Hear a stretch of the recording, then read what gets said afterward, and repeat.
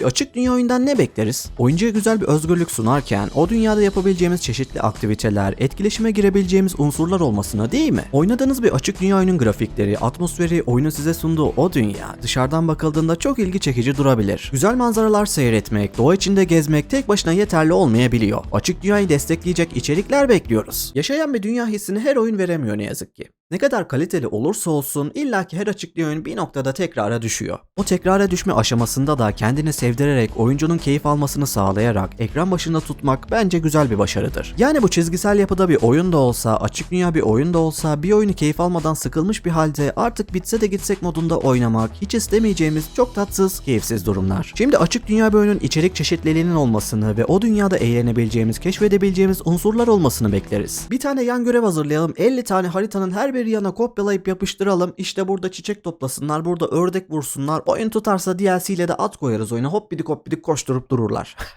Yani böyle yeterince özenilmemiş, geçiştirilmiş gibi hissettiren bir oyun oynamak üzücü. Listemize geçmeden önce açıkça şunu da belirtmek istiyorum. Gözlemlediğim kadarıyla en iyi, en kötü gibi oyun listeleri oyuncular arasında tartışmaya neden olabiliyor. Şu oyunu listeye nasıl eklemezsin, şu oyunun yer aldığı listede bu oyun nasıl olmaz gibi her oyuncunun düşüncesi farklıdır. Ben bu listeyi tek başıma hazırlıyorum. Bu listelerdeki kilit kelime bence. Elbette ki oyun listesi hazırlarken video konusuna göre genel oyuncu kitlesine hitap edebilecek çoğunluk tarafından sevilen veya sevilmeyen oyunlar eklerken bir yandan kendi düşüncemi ve yorumumu katarak bence bu listede şu oyunda yer almalı dediğim oyunlar da ekliyorum. Kişisel düşüncelerimi içeren bazı oyunlar da yer alıyor yani. Bence bu oyun çok güzel. Hayır, senin için öyle olmayabilir. Bence bu oyun çok kötü. Hayır, ben çok keyif alarak oynadım diyebilirsin. Bu gayet doğal bir şey. Anlaştık mı? Hadi geçelim oyun listemize. Mafya 3. Oyun dünyasının kökleşmiş ve çok sevilen bir oyun serisi Mafya. İçerdiği mafya temasıyla ve oyuncuya sunduğu hikaye deneyimiyle hakikaten eşine kolay kolay rastlayamadığımız bir oyun. Oyuncuların Mafya serisine olan sevgisi karşısında yıllar sonra 3. oyunla karşımıza çıktılar. İlgi çekici başlayan hikaye ve yenilenmiş oynanış deneyimiyle dikkat çeken bir oyun olsa da çok geçmeden 3-4 saatin ardından oyun ciddi anlamda kendini tekrarlayan görevler ve büyüsünü kaybeden açık dünya sonrasında oyuncuların kalbinde büyük bir hüzün bırakıyor. Superman Returns. DC evreni deyince ilk aklınıza ne geliyor? Batman ya da Superman değil mi? Superman karakterinin özelliğini ve gücünü düşündüğümüzde bir Superman oyunu yapmak hakikaten kolay iş değil. Bu oyun ne yazık ki başarısız olduğu gibi süper kahraman oyunları arasında en kötü olarak anılıyor. Koca koca binaların, metropollerin arasında süzülmek keyifli gibi görünse de oyun ilk saatlerinde tüm keyfini kaybediyor ve kısıtlı içerikli dünyasında bitmek bilmez bir tekrara düşme döngüsüne giriyor. Dilerim ki uslu bir oyuncu olarak kalırsak günün birinde hayal ettiğimizin ötesinde başarılı bir Superman oyunu görebiliriz. Kıyamet sonrası kasvetli bir dünya, oyunda görüş açınızı bozan bulanık dokular, bitmek bilmez yükleme ekranları ve dahasıyla birlikte neden açık dünya olduğunu anlam veremediğimiz bomboş bir dünya sunuyor bizlere. Yalnız şu an bir şey dikkatimi çekti. Bu oyunu Asobo Studio geliştirmiş. Yani Epic Tail ve Microsoft Flight Simulator'ı geliştiren ekip. Vay be. Metal Gear Survive. Metal Gear oyunu yapmakta ne var ya? Çikolata çeşmesi gibi marka. Oyunun isminde Metal Gear adı geçsin, paraya para demeyiz. Hideo Kojima da gitsin şirketten, biz bize yeteriz. Arkadaş bak, sen Konami'sin Konami, lütfen kendine gel. Bir mahallenin ara sokağındaki küçük esnaf köfteci Bahattin Usta değilsin. Bu oyun nasıl bir düşünceyle çıkarılmış, çok ilginç ya. Oyunda bildiğiniz kayıt save slotunu parayla satmaya çalıştılar oyunculara. Unutmak istediğimiz türden bir açık dünya hayatta kalma oyunu olan bu oyun çıktığı dönemde, hatta günümüzde bile hala oyuncular ve oyun eleştirmenleri tarafından kötü eleştiriler almaya devam ediyor. Crackdown 3. Oyun dünyasının tozlu raflarına gömülen, resmen adı sanı unutulup giden bir oyun bu. Oyundaki ana karakterimizi ünlü komedyen Terry Crews canlandırıyor. Oyun 6 yılda geliştirilmiş ve 2019'da çıktığında resmen çok eski nesil bir oyun gibi duruyordu. Tekrarlayan görev sistemi, ilgi çekici olmayan bir hikaye sunumu ve bunca yıl sonra çıkan bir devam oyunu olmasıyla serinin bir önceki oyunu olan Crackdown 2'ye çok benziyordu. Kısacası oyuncuların geneli tarafından beğenilmeyen bir oyun oldu ne yazık ki. Benim bir beklentim yok. Her şeye rağmen ben bu oyuna şans vermek istiyorum diyorsanız Game Pass kütüphanesinde yer alıyor, bunu da belirtmiş olayım. Infestation Survivor Stories. 2012 yılında açık dünya hayatta kalma korku oyunu türünde çıkan bu oyun hem çıkış döneminde hem de günümüzde de hala en kötü açık dünya oyun denildiğinde ilk akla gelen isimlerden biri oluyor. Oyuncuları gaza getiren ve büyük popülerlik yakalayan DayZ'nin çıkış dönemi sonrasında biz buna benzer bir oyun yaparız, paraya para demeyiz düşüncesiyle çıkarıldığını düşünüyorum. Ön siparişle 30 dolara satılan oyun, oyunculara en başta vaat edilen özelliklerin olmaması, olağanüstü derecede yavaş geliştirme süreciyle ve teknik hatalarıyla fazlasıyla oyun dünyasının tozlu raflarına gömüldü. Metacritic puanlarını dikkate alacak olursak listemizde yer alan en kötü açık dünya oyunun bu olduğunu rahatlıkla söyleyebiliriz. Saints Row 2022. Yazık edilen üzüldüğümüz bir oyun serisinin devam oyunu daha. Saints Row serisini severek oynayan hayranlarının ateş püskürdüğü bir oyun bu. Ortalamanın altında açık dünya, hatalarla dolu oyun yapısı, sinir bozucu görev sistemi ve dahasıyla epey tepki alan, sevdiğimiz oyun serisine ne yaptınız böyle diye haykırmak istediğimiz bir oyun olarak listemizde yer alıyor. Driver 3. Ruhsuz hissettiren sıkıcı bir açık dünya, hantal ve yavaş kontrol mekanikleri, teknik sorunları, ben ne oynuyorum böyle diye anlam vermekte güçlük çekeceğiniz hikayesi, ay fenalık geçireceğim şimdi diyeceğiniz görev tasarımıyla başarısız bir açık dünya oyun olarak unutmak istediğimiz oyunlardan biri. Bu oyunun Türk oyuncular için en dikkat çeken tarafı oyunun ilk açılış sahneleri İstanbul'da geçiyordu. O dönemde İstanbul'da geçen bir oyun görmek vay canına dedirtiyordu tabii ki. İlgimizi çekmişti. Her şeye rağmen ben bu oyunu çocukluğumda severek oynuyordum. Üst düzey bir şey değildi tabii ki ama o dönemin şartlarında basit bir direksiyon setim vardı çocukluğumda. Arkadaşımla oturup direksiyonla oynardık, hatta benim böyle ayağım gaz fren pedalına yetişmiyordu. Birimiz direksiyonu kullanır, birimiz gaz fren pedalını falan kullanıyordu. Bunun dışında yalnız başıma oynarken böyle ayağım gaz fren pedalına yetişsin diye altına böyle yükseltmek için kutu falan koyup öyle oynadığımı hatırlıyorum. Troll and I. Adından da anlayabileceğiniz gibi oyunda ana karakterimizle dost olan bir troll var. Birlikte bir macera yaşıyoruz ama yani ne macera? Ne yaşıyoruz bu oyunda biz? Oynanışı bozacak hatalar, ben ne oynuyorum böyle diye hayatı sorgulayacağınız anlamsız bir hikaye, keyifsiz oynanış mekanikleri.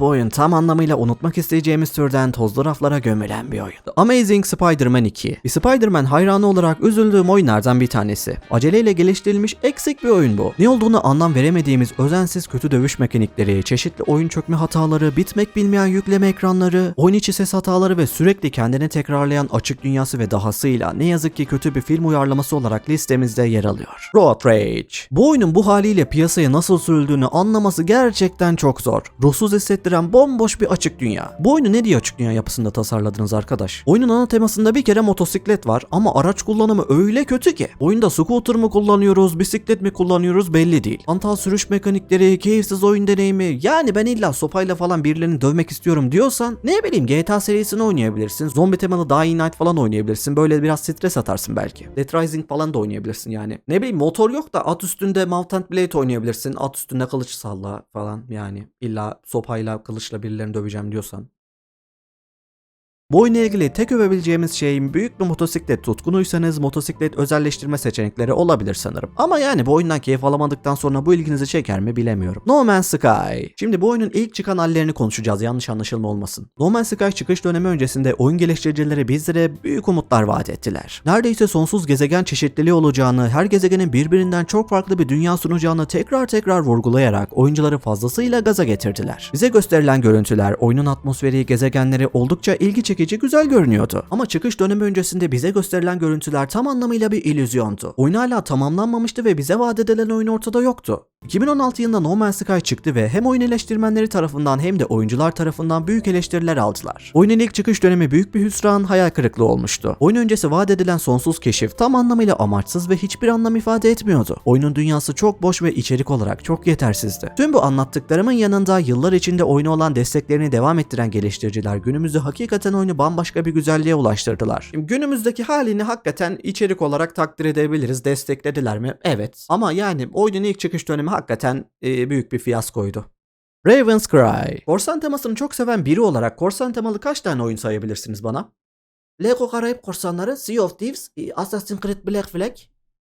Ondan sonra neydi? Monkey Island var. Bu koca oyun dünyasında korsan temalı oyun sayısı o kadar az ki. Bir de üstüne korsan temasına sahip başarısız oyunlar çıkınca gel de buna üzülme. Arkadaş siz Assassin's Creed 4 Black Flag mi yapmaya çalıştınız? Bu nedir? İnanılmaz derecede oyun içi hatalarla dolu, oldukça kötü oyun kontrolleri, hikayesi ve yapay zekasıyla bu oyunu oynayacağıma evdeki halının desenlerini izleyip daha çok keyif alırım diyeceğimiz türden başarısız bir oyun. Homefront The Revolution. Bu oyunun listede ne işi var ya? Diyebilirsin. Dur, puanlara ve oyunun listede yer almasına takılma. Keyif almaya bak. Bak sevdiğim bir oyun olabilir. Saygısızlık etmiyorum. Listede olmasına da takılmayın lütfen. Tamam, önceki Homefront oyunu belki bir şaheser, olağanüstü bir oyun değildi ama kendi türünde oynanabilir bir oyundu. Ama bu oyunda geliştiriciler çizgisel yapıda ilerleyen hikayeli oyun yapmak yerine açık dünyaya sahip bir oyun ile karşımıza çıktılar. Oynanış mekanikleri zayıf, yapay zeka neredeyse yok, uzadıkça uzayan anlamsız sinematik sahneler ve oldukça sıradan hikayesiyle birlikte bir de üstüne teknik sorunlar eklenince oyuncuların geneli tarafından beğenilmeyen, unutulup giden bir oyun oldu. Ekran karşısındaki oyuncu dostum, bak oyundan keyif aldıysan bak keyfine. Benim dediğime veya onun başkasının dediğine takılma. Oyundan keyif aldıysan bak keyfine. Boş ver. Gotham Knights. Potansiyeli harcanmış, yazık edilmiş bir oyun daha. Kim bilir bu oyunun arkasında nasıl büyük bir geliştirici ekip vardır, nasıl bir emek verilmiştir. Çok yazık edilmiş bir oyuna. Samimiyetle söylüyorum, hangi oyun olursa olsun üzülüyorum ben böyle şeylere. İsminde Gotham Knights var senin. Üst düzey bir süper kahraman oyunu olmasan da başarılı bir oyun olabilirdin sen. Ruhsuz hissettiren bomboş bir açık dünya, tahmin edilebilir hikaye ilerleyişi, Batman Arkham serisiyle alakası olmayan kötü hissettiren dövüş mekanikleri, oyun içi hatalar, optimizasyon problemleri, tekrara düşen görev sistemi, her şeye rağmen sıfır beklentiyle güzel bir indirim döneminde veya abonelik sistemine eklendiğinde denk gelirseniz bu oyuna şans verilebilir. Kimsenin ne dediğine hiç takılmayın. Belki beğenirsiniz bu oyunu, hiç belli olmaz. Just Cause 4. Bak bu oyunda bir soru işareti. Bu oyunun burada ne işi var ya